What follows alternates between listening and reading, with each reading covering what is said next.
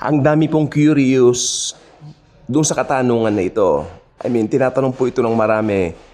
Sabi po nila, ano raw ba ang nangyayari the moment of death? Ano po ba ang nangyayari pag namamatay daw ang isang tao?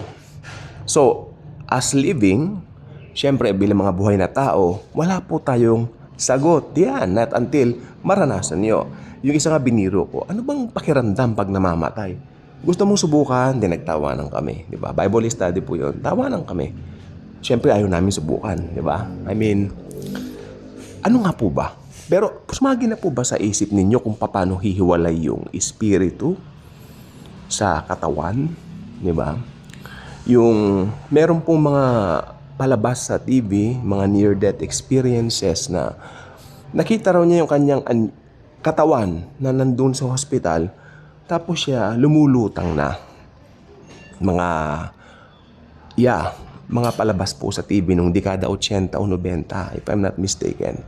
But under the Bible, the truth, of course, the Bible, ang sabi, once a person dies, we will be with Jesus. So I believe, ang isang Kristiyano, pag namatay, siya po ay papasakay Kristo na. Ibig sabihin, siya ay papasakay Jesus. Ibig sabihin, pupunta na kay Jesus. Kaya I believe, pag namatay ang isang Kristiyano, dahil alam nyo sa Bible, pag namamatay ang isang unbeliever o yung hindi mananampalataya, the Bible calls it namatay or died or dies. No? But if a Christian dies, sa Bible, whenever a Christian died, ang tawag doon ay natutulog. Sinasabi, sleep.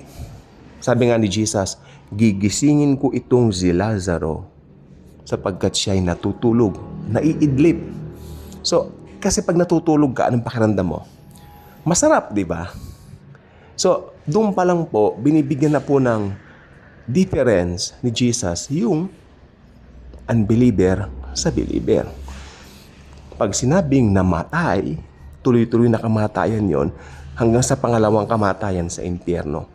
Actually, pag nasa impyerno na po sila, kaya sinabi lang pong pangalawang kamatayan, ibig sabihin po nun, pag nasa impyerno na, wala nang pag-asa.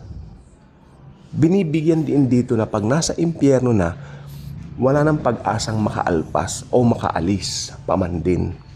So, ang totoong patay ay yung mga wala kay Kristo.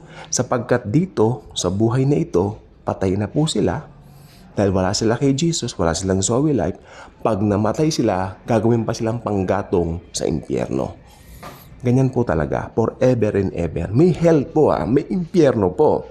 Meron po ako napanood sa television na isang testimony na from the afterlife, nakabalik po siya. Pero hindi po ako naniniwala kasi doon. Pero ito lang po ang sabi niya.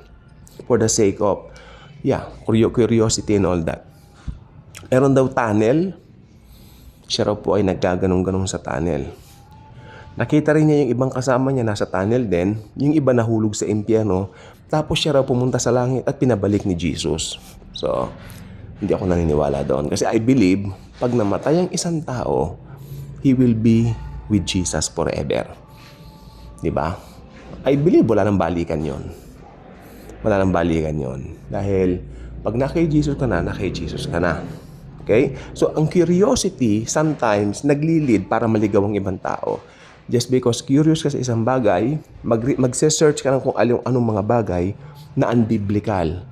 At hindi lang po unbiblical, against pa sa Biblia. Sometimes yung nare-research mo, kung saan-saan ka maghahanap ng mga libro, mga research na kung ano-ano, na unbiblical na at hindi pa sinasang-ayunan ng Diyos. Hindi sinasang-ayunan ng Panginoong Jesucristo.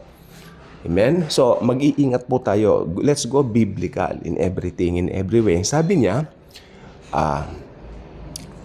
I want to leave this earth, sabi ni Apostle Paul, so that I will be with Jesus. To be with Jesus forever.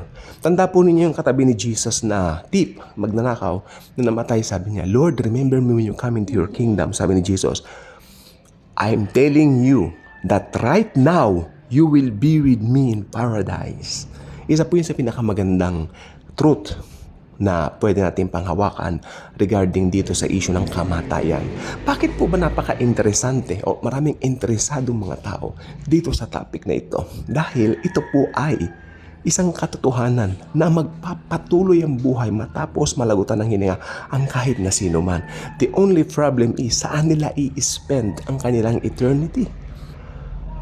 Kapag wala kay Jesus, ang eternalidad nila ay sa impyerno. Pero pag na kay Jesus, we will be together with Him forever and ever in heaven. Kaya kung hindi pa kayo subscriber dito, I invite you to do so. Click the notification bell, share the video, share the wonderful life of the Savior Jesus Christ the Lord. Thank you very much, and Jesus truly loves us all.